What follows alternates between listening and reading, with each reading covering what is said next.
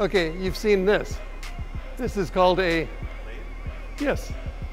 This is an old-fashioned lathe, and the way you move the tool is like this with a vernier calipers. And you can set an angle and straight across and forward and back. And you just have to like move it a little bit, measure it, move it a little bit, measure it, go down a little bit, try it again. It takes forever to machine dial apart on this. This is what has been replaced by.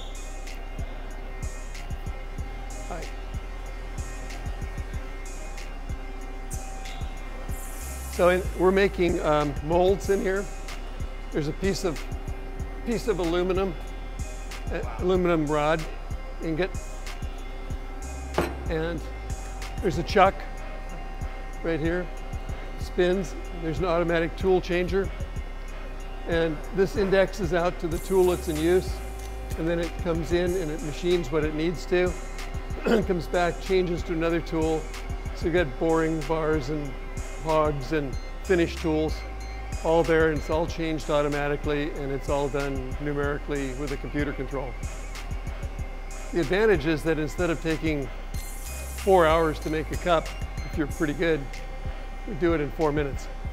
So remember we saw in the machine shop, the ingot, here's the ingot. It's been machined, it's been cut out.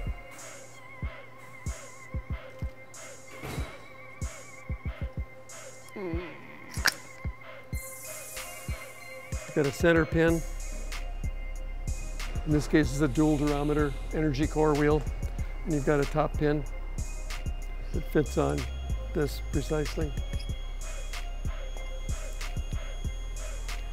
And then when you pour it, we've got a pour line here, so we adjust the pour so that it pours right up to that bevel. We use a shop machine instead of a continuous pour. It's a little harder to do it that way, but it's not messy.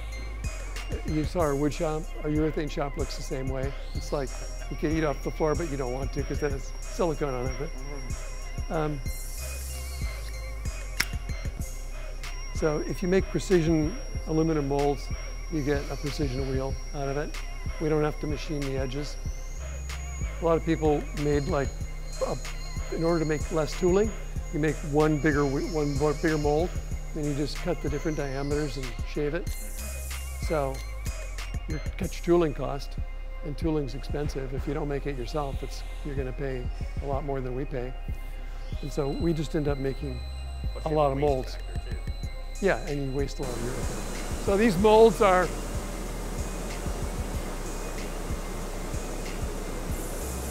just reheating.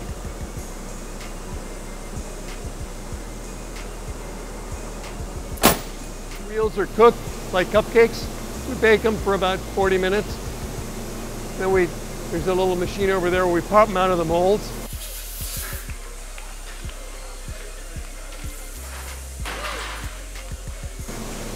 And then they get spread on the floor to cool.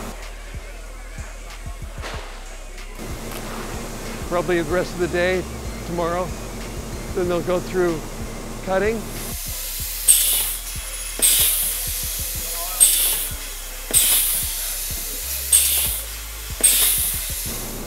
Then they get washed, then they come back and they get printed. So while we're here, I'll show you printing.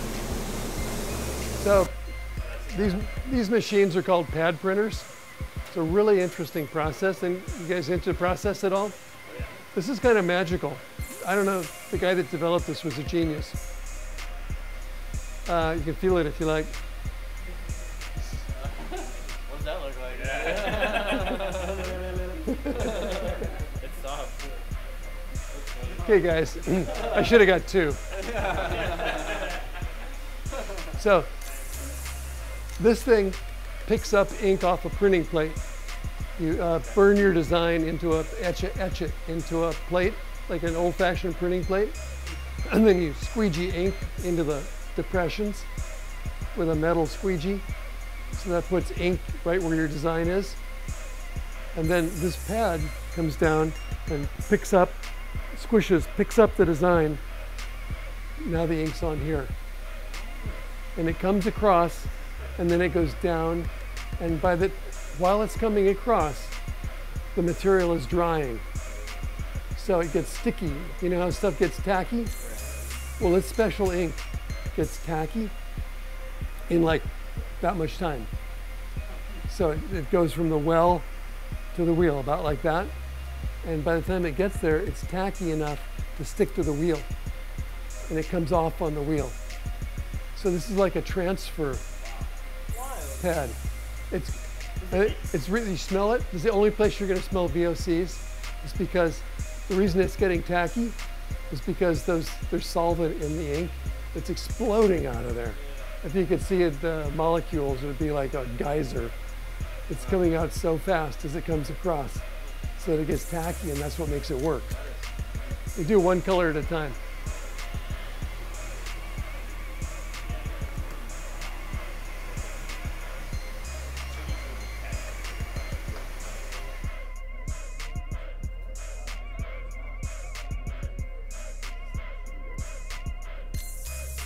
All right, that concludes the tour. Thanks to George Powell and everybody at Skate One. Go skate.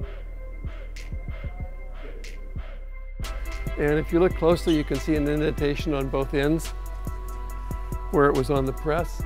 That tells us this center line. So we have two center lines for drilling.